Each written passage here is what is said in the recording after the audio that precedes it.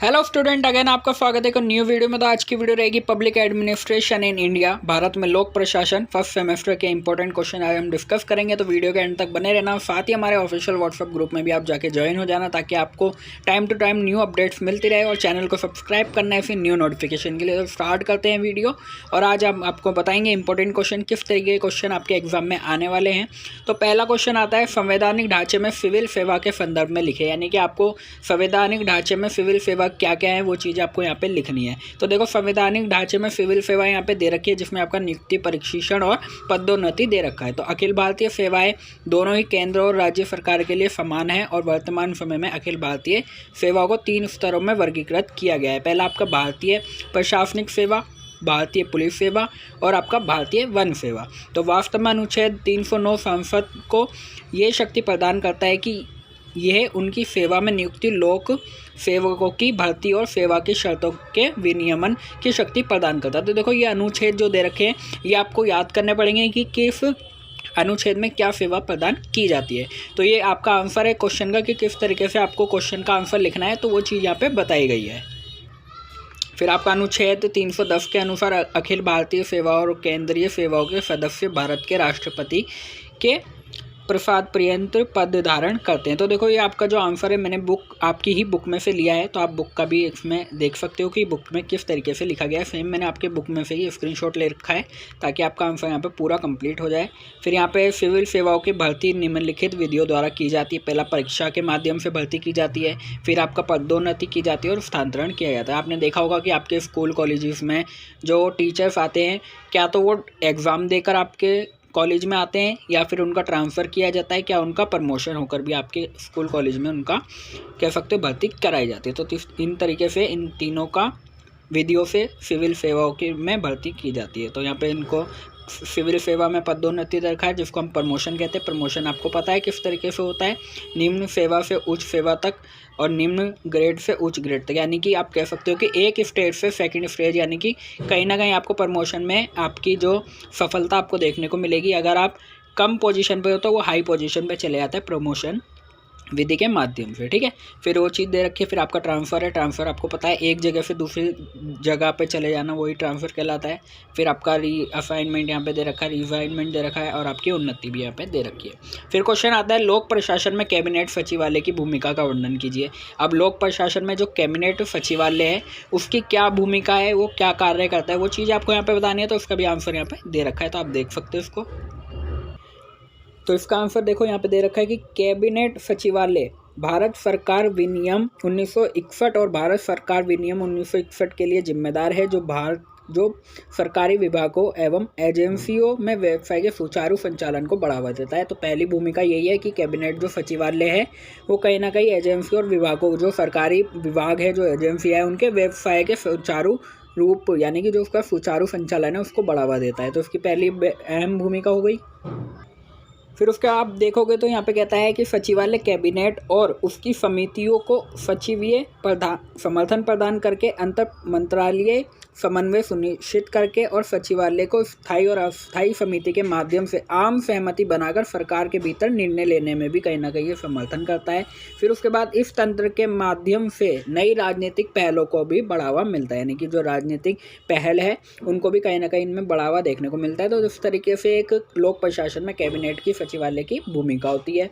फिर ये आगे कहता है कि कैबिनेट सचिवालय ये सुनिश्चित करता है कि राष्ट्रपति, उपराष्ट्रपति और मंत्रियों को मासिक गतिविधि सारांश शीट के माध्यम से सभी मंत्रालयों और मंत्रालयों की महत्वपूर्ण गतिविधियों के बारे में सूचित किया जाए तथा देश के महत्वपूर्ण संकटों का प्रबंधन करना और ऐसे मामलों के विभिन्न मंत्रालयों के कार्य का समन्वय करना भी कैबिनेट सचिवालय का कार्य है। तो इस तरीके से ये इसके सारे जितने मैंने पॉइंट अभी बोले ये सब कहीं ना कहीं एक कैबिनेट सचिवालय की भूमिका है एक लोक प्रशासन में।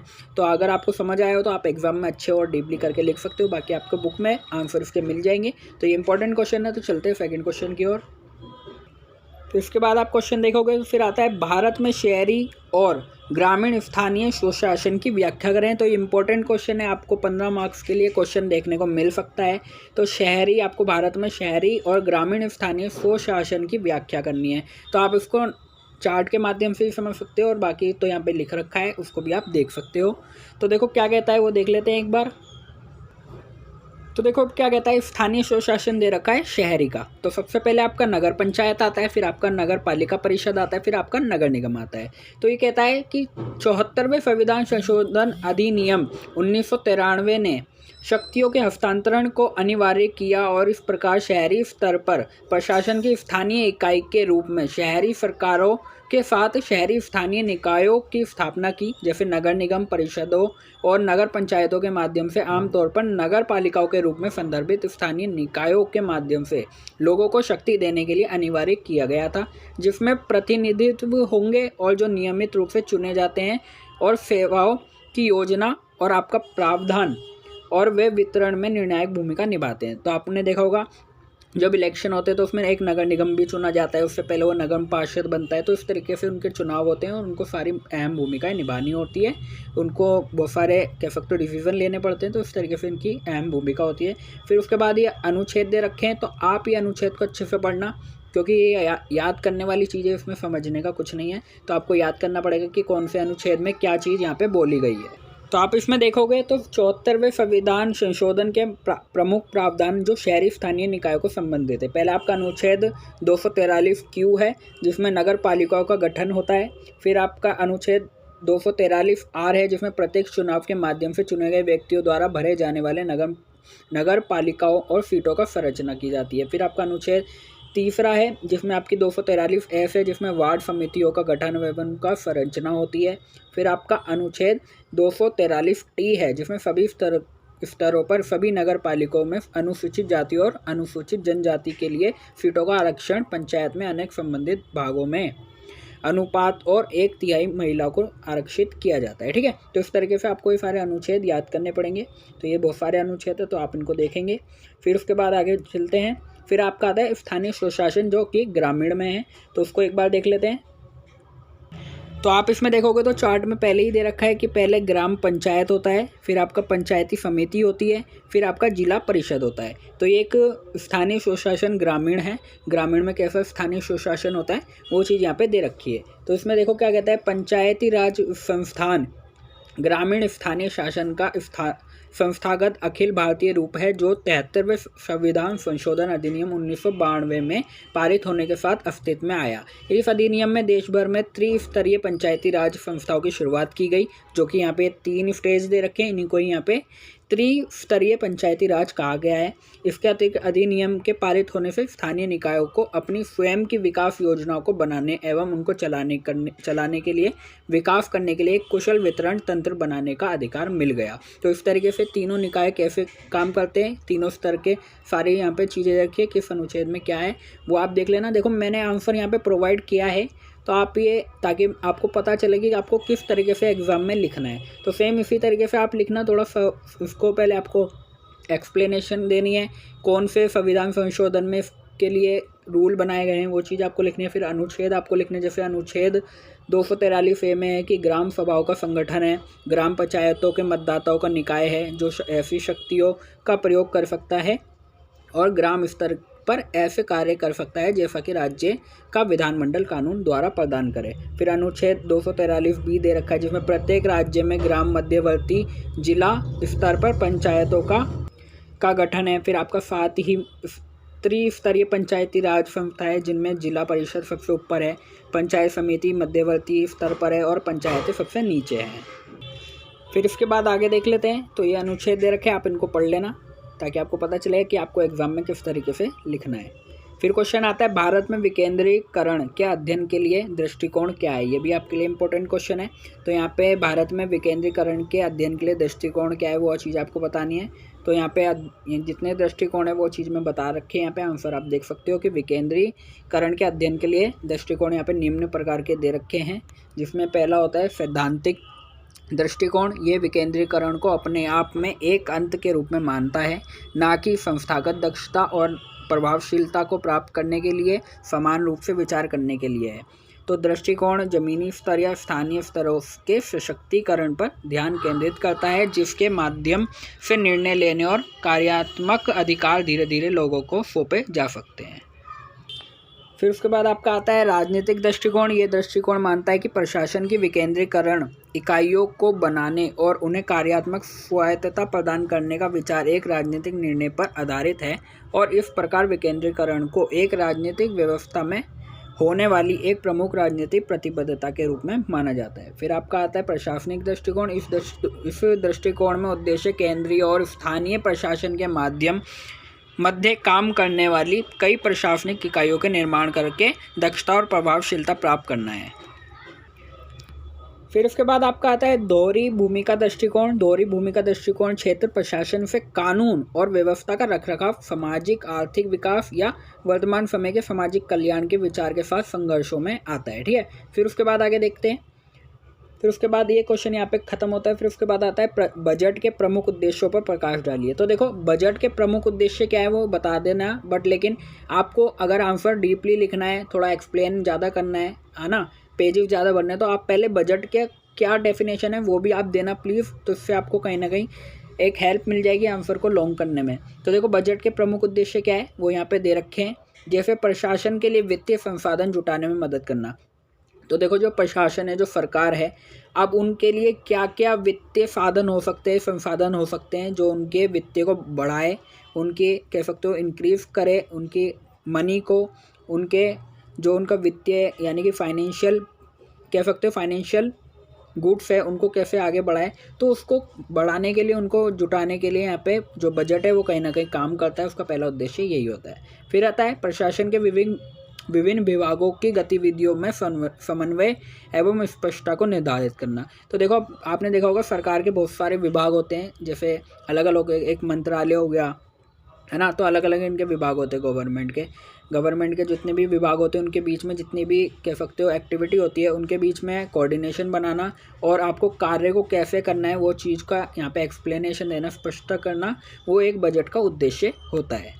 फिर उसके बाद थर्ड में कहता है कि प्रशासन से जुड़े सभी विभागों की गतिविधियों में समन्वय स्थापित करके पूर्व निर्धारित लक्ष्यों को न्यूनतम लागत एवं समय एवं प्रयासों से प्राप्त करने की कोशिश करना है। यानी कि जितने आपके प्रशासन से जुड़े विभाग हैं उनकी गतिविधियों में जो कोऑर्डिनेशन है उसको बनाने के साथ साथ उससे पहले ये लक्ष्यों का निर्धारण किया जाता है कि कम लागत पर यानी कि कम खर्च पर और कम समय पर कैसे आप अपने लक्ष्यों को पूरा करेंगे, वो चीज़ बजट के द्वारा बनाई जाती है। तो ये भी एक उद्देश्य यहाँ पे माना जाता है। फिर आता है कार्य कुशलता का मापन एवं नियंत्रण की प्रक्रिया को सुदृढ़ बनाना। तो यानी कि आपको कार्य कितने अच्छे तरीके से करना है वो भी एक बजट का उद्देश्य है। तो ये देखो यहाँ पे 4 उद्देश्य दे रखे हैं, बट लेकिन आप कहोगे कि सर ये तो भाई एक एक लाइन में ख़त्म हो रहे। एक एक लाइन की नहीं है ये। अगर आपको ये लाइन का मतलब समझ आ गया तो आप ब्लैक पेन से हेडिंग देकर इसको अच्छे से एक्सप्लेन करोगे तो आपको आराम से 3-4 पेजेस आप भर दोगे। तो ये लाइन का मतलब छोटा नहीं है, बहुत बड़ा है, बस आप इनको समझ जाओगे तो आप आराम से इसको एक्सप्लेन कर सकते हो। आपका पूरा एक क्वेश्चन ये कम से कम 3-4 पेजेस में आ जाएगा अगर आप एक्सप्लेन करने बैठोगे इन्हें। फिर इसमें क्वेश्चन आता है कि बजट के महत्वपूर्ण सिद्धांत पर निबंध लिखिए। तो ये शॉर्ट नोट में भी आ सकता है, यानी कि 5 नंबर में भी आ सकता है और आपका 10 नंबर में भी क्वेश्चन आ सकता है। तो इसमें क्या है कि आपको बजट के जो महत्वपूर्ण सिद्धांत हैं उनके ऊपर एक शॉर्ट नोट लिखना है या कह सकते हो निबंध लिखना है। तो उसके यहाँ पे जितने ही सिद्धांत हैं वो दे रखे हैं, तो आपको एक एक करके मैं समझा देता हूँ। तो देखो यहाँ पे बजट के महत्वपूर्ण सिद्धांत दे रखे हैं। तो आपका पहला सिद्धांत है प्रचार। देखो बजट का आपको कम से कम ज़्यादा प्रचार करना चाहिए बड़े पैमाने पे, ताकि हर व्यक्ति को हर समाचार पत्र के माध्यम से जनता को ये पता चले कि क्या बजट है और बजट में वो अपनी राय दे सके कि बजट के बारे में उनकी क्या राय है। तो वो एक प्रचार के माध्यम से बजट का जो राय है जनता की वो पता चलती है और इसको न्यूज़पेपर के थ्रू, पत्र पत्रिकाओं के थ्रू उनके विषय में अपनी जानकारी देनी चाहिए और लेनी चाहिए जनता से कि एक बजट के लिए उनकी क्या राय है। तभी एक बजट बनाने में ज़्यादा आसानी होती है कि एक जनता को क्या चाहिए, कितने टाइम में चाहिए, तो बजट के थ्रू उनको पता चल सकता है। फिर आप इसमें देखोगे तो सेकंड आता है आपका स्पष्टता यानी कि क्लियरिटी। बजट सरलता एवं सुगमता से प्रत्येक नागरिक को समझ आना चाहिए। बजट की सार्थकता में इसी में है कि वह इतना स्पष्ट हो कि नागरिक उसे सरलता से समझ सके और अपने विचारों को प्रकट कर सके। यानी कि जो एक बजट है वो इतनी कह सकते हो सरल भाषा में लिखा होना चाहिए, इतने नॉर्मल लैंग्वेज यूज़ करनी चाहिए कि हर व्यक्ति को समझ आए। अगर कोई अनपढ़ है, अगर हम बजट की एक लाइन भी उसको बोल देते हैं सरल शब्दों में कि एक अनपढ़ बंदे को भी समझ आ जाए और वो अपने विचार वहाँ पे रख सके। तो कह सकते हो कि एक बजट जो है उसका सैद्धांतिक यही महत्वपूर्ण सिद्धांत यही कि वो एकदम स्पष्ट होना चाहिए, क्लियर होना चाहिए, ताकि हर व्यक्ति को समझ आ पाए। फिर उसके बाद थर्ड पॉइंट कहता है कि परिशुद्धता, यानी कि इसमें एक्यूरेसी होनी चाहिए। तो कहता है उन सभी सूचनाओं को जिन पर एक ही बजट अनुमान आधारित हो सिलसिलेवार एवं ब्यौरेवार प्रस्तुत करना चाहिए, ताकि मूल्यांकन सरलता से हो सके। यानी कि कोई भी तथ्य को आपको छुपा के नहीं रखना है। आप आने वाले टाइम में जो अपने कह सकते हो इनकम करने वाले हो, एक्सपेंडिचर होने वाले हैं, तो वो सारी चीज़ें आपको कह सकते हो बिल्कुल सही तरीके से बतानी है, ताकि हर कोई उसका मूल्यांकन कर सके। आपका क्या राजस्व होने वाला है, आपके क्या खर्चे होने वाले हैं, वो सारी एकदम शुद्धता होनी चाहिए, ताकि उनका मूल्यांकन यहाँ पे किया जा सके। कोई भी चीज़ आपको यहाँ पे छुपा के नहीं रखनी है बजट में। फिर आता है एकता। समस्त खर्चों, यहाँ पे एकता दे रखा है, समस्त खर्चों को वित्तीय व्यवस्था में सरकार की सभी प्राप्तियों के लिए एक सामान्य निधि में एकत्रीकरण करना चाहिए। यानी कि जितनी भी उनकी इनकम वहाँ पे होने वाली है वो सब एक ही निधि में एकत्रित होनी चाहिए, और राजस्व का अलग करना एक आदर्श बजट की पहचान होती है। तो इस तरीके से आपके बजट के महत्वपूर्ण सिद्धांत हैं जो कि एक बजट में होने चाहिए। फिर आपकी आती है व्यापकता। सरकार के संपूर्ण राजकोषीय कार्यक्रम का निष्कर्ष बजट में होना चाहिए। यानी कि सरकार ने जितना भी राजकोषीय कार्यक्रम किया है, उसके राजकोषीय में जितना है वो सारी चीज़ें एक बजट में होना अनिवार्य है। सरकार की समस्त आर्थिक स्थिति का बोध बजट द्वारा किया जाना चाहिए, सामान्य जन को ही जानना चाहिए। यानी कि जो भी सरकार की कह सकते हो आर्थिक स्थिति है, फाइनेंशियल कंडीशन है, वो एक बजट में होनी चाहिए। यहाँ पे कहा है नए कर तथा नए खर्चों का अनुमान बजट के अध्ययन द्वारा आम जन को हो जाना चाहिए। यानी कि कह सकते हो कि जो आने वाले टाइम में जो खर्चे होंगे वो भी यहाँ पे आपको मेंशन करना पड़ेगा, ताकि हर व्यक्ति को पता चले कि आने वाले टाइम में सरकार क्या खर्च करने वाली है, तो वो बजट के थ्रू बता सकते हो। फिर सत्यशीलता होनी चाहिए। राजकोषीय कार्यक्रम को उसी प्रकार साकार रूप दिया जाना चाहिए जिस प्रकार की व्यवस्था विधायिका ने दिया हो। यानी कि आपको हर तरीके से कोई झूठ नहीं यहाँ पे बोलना है। जितनी आपकी जो संभावना है, जितना खर्च है, वो चीज़ आपको यहाँ पे बतानी है। आपको जो उद्देश्य निर्धारित आपने किया है वो चीज़ आपको यहाँ पे बतानी है। और समयबद्धता भी है यहाँ पे कि सरकार को व्यय करने का अधिकार बजट की अवधि तक ही होना चाहिए। यानी कि जो सरकार व्यय करना चाह रही है, जो उसने व्यय किया है, खर्च किया है, वो सिर्फ बजट की अवधि तक ही होना चाहिए। उसके अलावा कोई खर्च वहाँ पे नहीं करना। जितनी उसकी लिमिट है, जितनी उसकी टाइम लिमिट है, उसमें ही उसको अपना खर्च यहाँ पे सरकार को करना है। तो ये बजट के महत्वपूर्ण सिद्धांत है। आई होप आपको पता चले होंगे। तो क्वेश्चन आता है बजट को परिभाषित कीजिए तथा बजट की विशेषताओं की व्याख्या कीजिए। तो अब देखो यहाँ पे बजट की यहाँ पे परिभाषा दे रखी है। बजट एक ऐसी प्रक्रिया है जिसके द्वारा एक सरकारी अभिकरण की वित्तीय नीति निर्धारित तथा संचालित की जाती है। फिर सेकंड है कि बजट संपूर्ण सरकारी प्राप्तियों एवं व्ययों का एक पूर्वानुमान है और कुछ प्राप्तियों का संग्रह करने तथा कुछ व्ययों को करने का एक आदेश है। यानी कि आपको खर्च कैसे करना है और आपको आने वाले टाइम में क्या आपके खर्च होने वाले हैं, क्या आपकी प्राप्तियाँ होने वाली है, उसका एक पूर्व अनुमान है जो कि बजट कहलाता है। तो उस तरीके से उसकी डेफिनेशन है, आप लिख सकते हो। फिर उसकी विशेषताएं देख लेते हैं।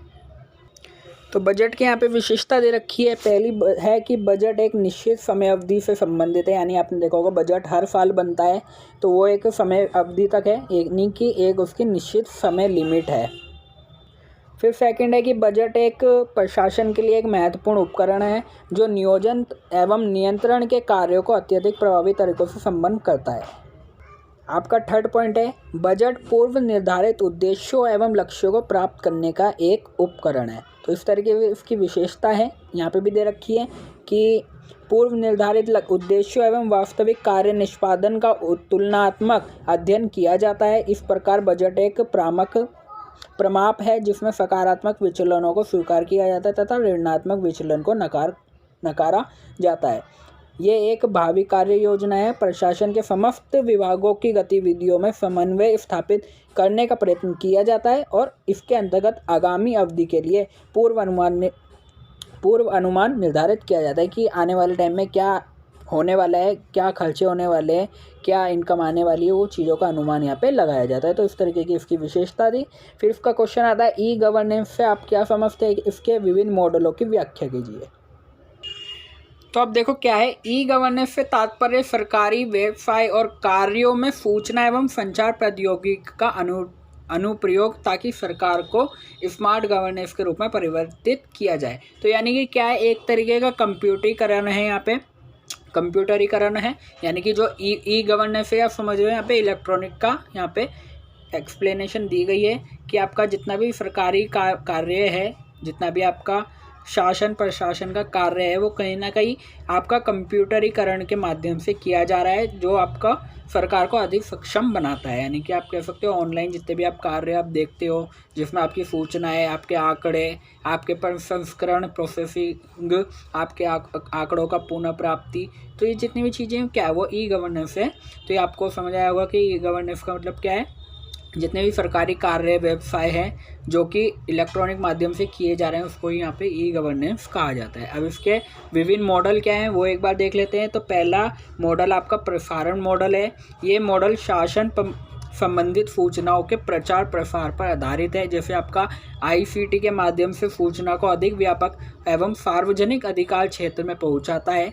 इसका मुख्य उद्देश्य नागरिकों को सही और संगत सूचना मुहैया करना है और उससे सूचित नागरिक बनाना, ताकि नागरिक शासन कार्य विधियों और क्रियाकलापों को बेहतर तरीके से मूल्यांकन कर सके और उसके बारे में अपनी राय भी दे सके। तो पहला मॉडल क्या हुआ आपका प्रसारण मॉडल। फिर उसके बाद सेकंड मॉडल देख लेते हैं। फिर आता है आलोचनात्मक प्रवाह मॉडल। यह मॉडल लक्ष्य और उस पर आधारित है। यह मॉडल ICT का प्रयोग करके दूरियों को समाप्त करता है और लक्ष्यित उपयोगिता समूहों को सही समय पर आसान और पहुंच योग्य साधनों के माध्यम से सूचना मुहैया कराता है। फिर आपका आता है तुलनात्मक विश्लेषण मॉडल। ये मॉडल विकासशील देशों के लिए अत्यधिक महत्वपूर्ण है और लोगों को सशक्तिकरण के लिए इसे प्रयुक्त किया जाता है। फिर आपका आता है समर्थनकारी मॉडल।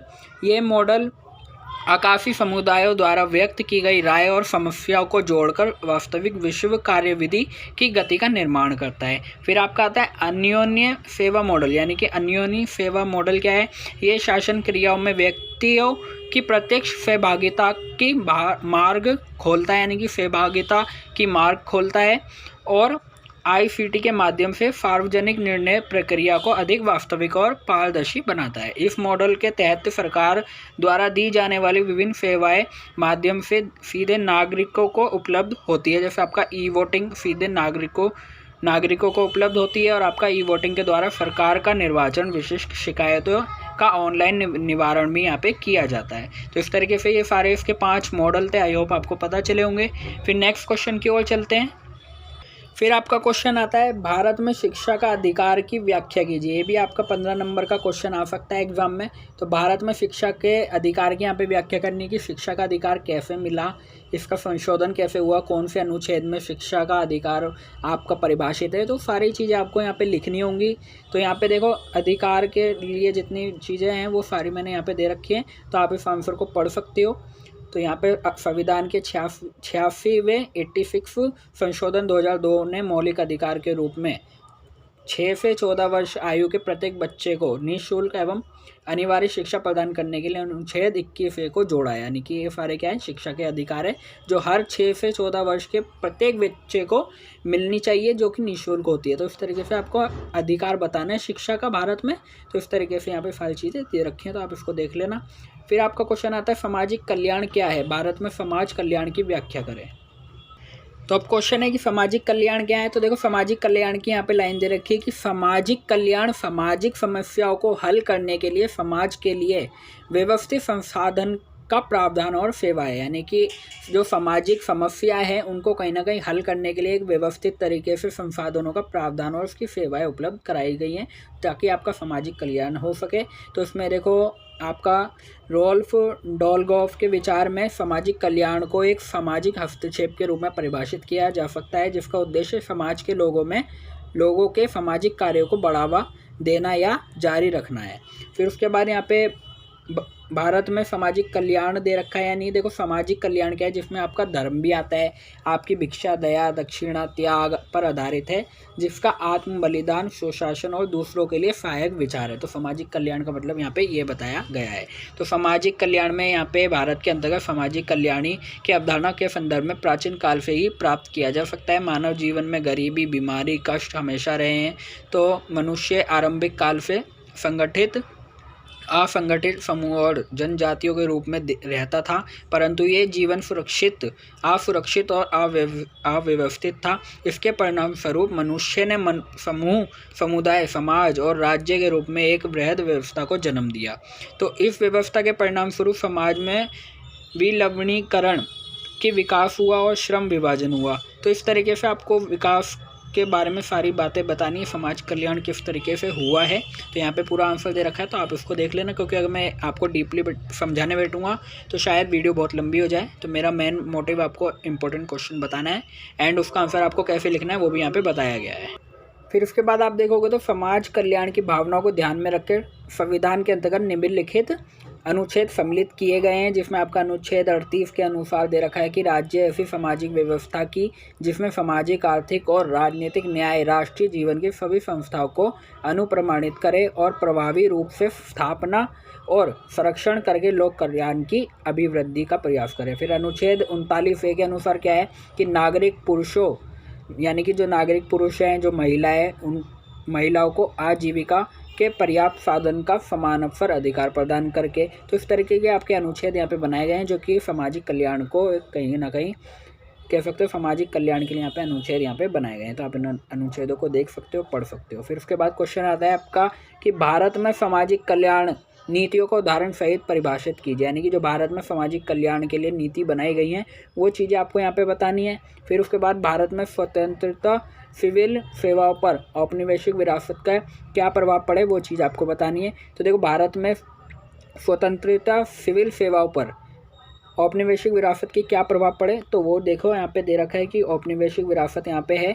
तो आपकी भारत को स्वतंत्रता से पहले औपनिवेशिक विरासत के क्या प्रभाव पड़े वो यहाँ पे दे रखे हैं। तो आप इनको देख सकते हो कि भारत में ब्रिटिश शासन की नींव की शुरुआत प्लासी युद्ध के सिराजुद्दौला की हार के साथ हुई थी। उनके शासनकाल के अंत भारत में ईस्ट इंडिया कंपनी के शासन की शुरुआत को चिन्हित किया।